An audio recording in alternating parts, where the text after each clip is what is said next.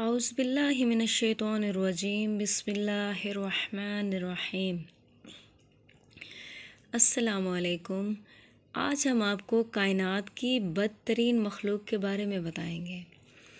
اس کے بارے میں حضرت علی علیہ السلام کا فرمان ہے، ریاکار کی 3 علامتیں ہیں۔ لوگوں کے سامنے بڑے خشوع سے عبادت کرتا ہے، تنہائی میں عبادت کو بوجھ سمجھتا ہے اور تمام امور میں اپنی تعریف سننے کا خواہش مند ہوتا ہے۔ یعنی یہ 3 انسان ایسے ہیں کہ جو کائنات کی بدترین مخلوق ہیں۔ پہلے لوگوں کے سامنے خشوع خضوع کے ساتھ عبادت کرتے ہیں، یعنی خدا کے لیے نہیں کرتے، اور جب تنہا ہوتے ہیں تو عبادت کو بہت بڑا بوجھ سمجھتے ہیں۔ اور تیسری کائنات کی سب سے بدترین مخلوق وہ ہے جو تمام امور میں، یعنی ہر کام میں اپنی تعریف سننا پسند کرتے ہیں۔ کہتے ہیں ایک نادان شخص ایک رات مسجد گیا، وہ اس رات صبح تک تنہائی میں خدا کی عبادت اور اس کے ساتھ راز و نیاز کرنا چاہتا تھا۔ رات کو اسے کوئی آہٹ سنائی دی، یعنی اسی مسجد میں رات کو اسے کوئی آہٹ سنائی دی۔ اس نے سمجھا اس کی طرح کوئی اور شخص بھی عبادت کے لیے مسجد میں آیا ہوا ہے، لیکن تاریکی کی وجہ سے وہ اسے نظر نہ آیا۔ اس کے بعد اس نے غیر معمولی حد تک عبادت، گریہ وزاری اور خضوع کا اظہار کرنا شروع کر دیا۔ وہ دل ہی دل میں بہت خوش تھا کہ یہ شخص لوگوں کو بتائے گا کہ فلاں شخص رات کی تاریکی میں کس قدر خدا کی عبادت کر رہا تھا، اور اس طرح سے لوگوں کی نظر میں اس کی قدر و منزلت میں اضافہ ہو جائے گا، یعنی عزت میں اضافہ ہو جائے گا۔ جب صبح کا اجالا ہوا تو اسے معلوم ہوا کہ وہ آہٹ تو ایک کتے کی تھی، جو مسجد کا دروازہ کھلا ہونے کی وجہ سے اندر داخل ہو گیا اور کسی کونے میں جا سویا۔ اس نے ٹھنڈی آہ بھر کر خود کو کوسنا شروع کر دیا کہ اے بدبخت، تم نے ایک بے شعور حیوان کی خاطر پوری رات جاگ کر عبادت کی، مشقت میں گزاری۔ کاش تم مسجد آنے کے بجائے گھر میں سوئے رہتے، یعنی عبادت کرنے کے بجائے گھر میں سوئے رہتے۔ اس نے وہاں پر کتے کو دکھانے کے لیے عبادت کی، اگر وہ گھر میں سویا رہتا تو وہ کتے سے بہتر تھا۔ ریاکار عبادت اور خدائی کاموں کے ذریعے لوگوں کو بیوقوف بنا کر انہیں دھوکہ فریب دیتے ہیں۔ یہ لوگ خدا پرستی کے بجائے خود پرستی کے مرتکب ہوتے ہیں، اور اپنے اس برے طرز عمل سے لوگوں کی توجہ اپنی جانب مبذول کرنے اور ان سے داد اور ستائش، یعنی اپنی تعریفیں وصول کرنے کے در پہ ہوتے ہیں۔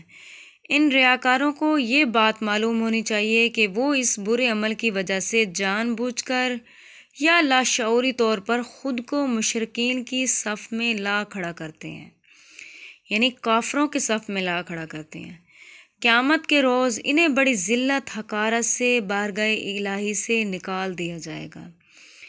اس حقیقت کو بہت سی قرآنی آیات اور احادیث میں بڑی صراحت کے ساتھ بیان کیا گیا ہے۔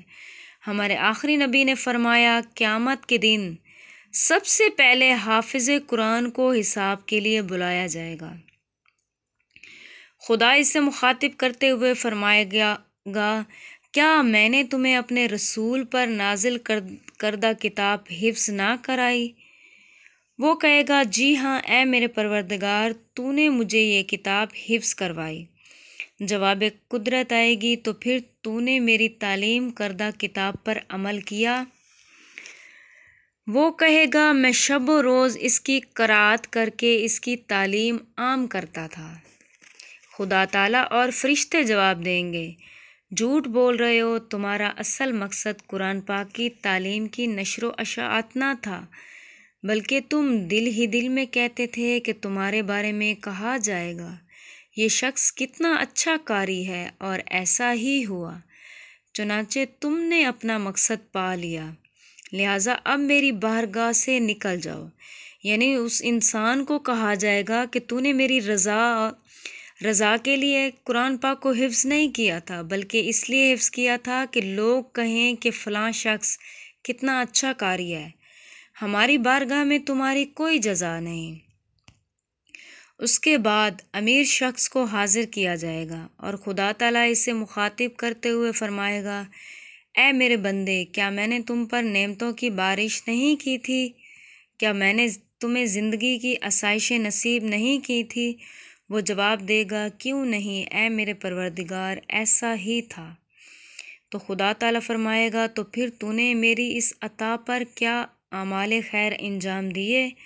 وہ جواب دے گا، میں اپنے مال و دولت سے صلہ رحمی یعنی رشتہ داروں اور عزیزوں کی امداد کرتا تھا، صدقہ خیرات دیتا تھا اور دیگر نیک کام انجام دیتا تھا۔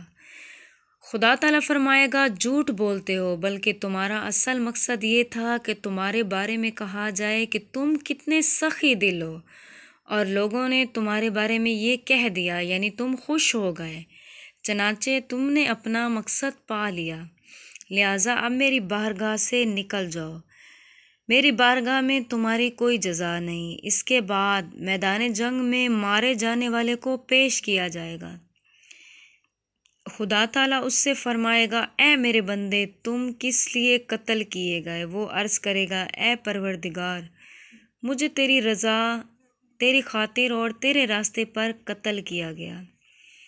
اس پر خدا فرمائے گا، جھوٹ بولتے ہو۔ فرشتے بھی کہیں گے، جھوٹ بولتے ہو، تم جھوٹ بولتے ہو، بلکہ تم دل ہی دل میں چاہتے تھے کہ لوگ تمہارے بارے میں کہیں تم کتنے جری اور بہادر ہو، اور لوگوں نے تمہارے بارے میں یہ کہہ دیا، چنانچہ تم نے اپنا مقصد پا لیا، لہٰذا اب میری بارگاہ سے نکل جاؤ، ہماری بارگاہ میں تمہاری کوئی جزا نہیں۔ اس کے بعد رسول خدا نے فرمایا، یہ تین گروہ یعنی ریاکار قاری قرآن، ریاکار صاحبان مال اور ریاکار شہید کائنات کی بدترین مخلوق ہیں، اور یہی لوگ جہنم کی آگ کا ایندھن ہیں۔